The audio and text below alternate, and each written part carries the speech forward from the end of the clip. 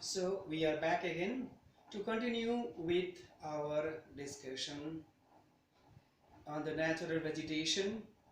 And today, dear Tenthers, we will be discussing specially on a very particular topic called forest conservation or conservations of forest. You know very well that day by day our forests are getting depleted, so they need to be protected, they need to be saved. So in this context today we shall discuss, our topic today is the forest conservation. So the basic question we should ask, why should we protect or save or conserve our forests? Because forests have got lots of benefits to humankind. They restore ecological balance, they maintain biological diversity, means varieties of trees and plants are there, and together they supply our need. They are the source of oxygen and the absorbers of carbon dioxide. Forests help in soil and water conservation. They prevent food and bring timely rainfall. Forests are the home of numerous indigenous people. Obviously, forest is the natural source of beauty, natural beauty. This is the feast for the tourist eyes. That means people throng near or in or by the forest to enjoy their life. Now, in spite of all these benefits, in spite of all these profits, utility, forests are getting depleted, cut off day by day. Why? Why are the forests depleted? Due to population pressure, the world is having a lot of population, day by day number is increasing, and to avail all sort of needs, the dwelling place, the necessary things, the forests are getting depleted. To avail more agricultural land, more people, more food, more things are required, so more agricultural land is also required. For that, forests are getting depleted. Practice of shifting cultivation, due to which forests are getting cleared off and new type of cultivation is being actualized. Overgrazing of pastures. In the same land, lots of animals are overgrazing. Deforestation for timber and fuel. Directly, people are cutting trees for their timber and for fuel, firework. Due to industrialization and urbanization, forests are also getting depleted, and due to constructions of many river valley projects, forests are getting cut off or reduced or depleted. Now, should we allow them or allow it to carry on? No. So, due to which, because of this, the term that we have developed in the geography to discuss is the conservation of forests. Conservation of forests. Now, there are many ways to conserve our forests. So now we will be discussing in detail varieties or plenty of ways for conservation of forests. The first one is afforestation. That means we need to plant more and more trees. Deforestation. We should not destroy trees unnecessarily. Reforestation. If the trees are cut from the forest, the new trees should be again planted. Overgrazing of animals should be strictly checked. Unnecessarily forest clearances. We should check the forest clearances, especially now we have told that the shifting agriculture is taking places, and for various reasons forests are simply getting cut off or cleared. Educating people is a very vital point. we must educate or make people aware that the value of the forest, and of course to use its products with responsibility. Forest fire, the Amazon forest is, they say, still burning. So this kind of forest fire should be also checked or controlled. In this connection, we have got a new way of conservation of forest, practicing silviculture. What is silviculture? Silviculture is a scientific cultivation of trees for sustained yield. That means whatever yield or harvest you want to get, it is already scientifically determined before you go for the cultivation.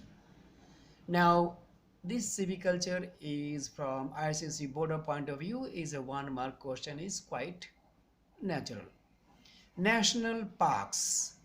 Establishing of national parks or sanctuaries. In the national parks, you have got lots of wildlife, the animals, whereas sanctuaries, it's a bird sanctuary, we say, the lots of birds are also kept. In this process, the forests are also conserved. One Mahotsab, it is in connection with the educating people. People should be trained to be inspired, guided, directed to celebrate the nature's gifts and beauty. And above all, today we discuss mostly about the conservation of forest is a new method called the agroforestry, which will be discussing again in detail what is agroforestry, what are its objectives, and what are its benefits. Now here in this picture, you can very clearly see the forest, and this is part of the forest conservation as well as the agroforestry. So agroforestry is another method or way for the conservation of forests. What is agroforestry? Agriculture, and forestry, making forests. But how it is combined or how it is done? So let's go with the definition. Agroforestry is the management and integration combining of trees, cultivation of trees, crops, food crops, etc., and livestock, cultivation of animals also on the same plot of land, and can be an integral component of productive agriculture. It may include existing native forests and forests established by landholders.